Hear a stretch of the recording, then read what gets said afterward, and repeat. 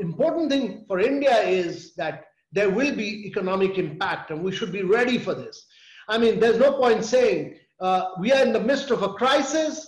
We should take this crisis head on, and this requires us to do two things. One is, first and foremost, people are going to lose jobs, and people are going to lose jobs not only in rural areas but in urban areas, especially the urban wage earner.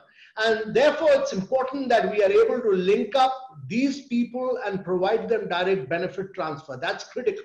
That people who are first and foremost responsibility of the state goes to individuals who are on the margin and who are losing their jobs, so that we are able to provide them a source of livelihood, and that should be in the form of a direct benefit transfer.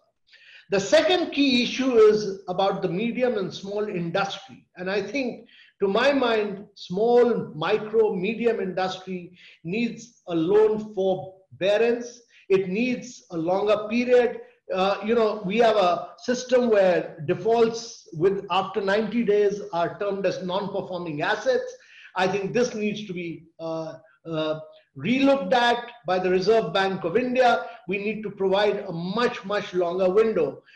That's simply because my belief is that the impact of coronavirus will go on till about May end minimum. Minimum, if you don't have a fresh bust, it'll go until May end, and it'll then require another 7 to 8 months for factories to revive themselves. And this means that supply chains across the world have broken.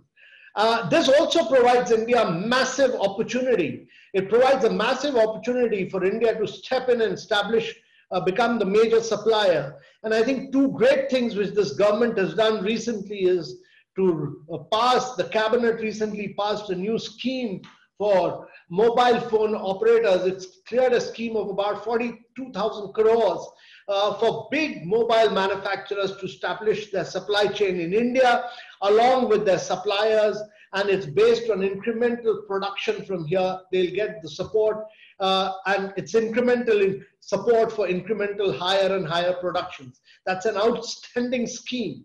And the second big step which the government took was for manufacturing of active pharmaceutical ingredients in India, which is about a 17,000 crore scheme of supporting. We are dependent on China for about 70% of our API, and that is a very, very big progressive step forward. So two major schemes have been cleared by the government on mobile and electronic manufacturing and on API. But irrespective of that, I think we need to support our medium, small, and micro industries by giving them a longer period, a loan forbearance. We also need to look at how best to provide them better working capital and ensure that several sectors, particularly the travel and tourism industry and the hospitality industry, which have been very, very badly hit, to support them. This is not a time to over-concern yourself with fiscal deficit.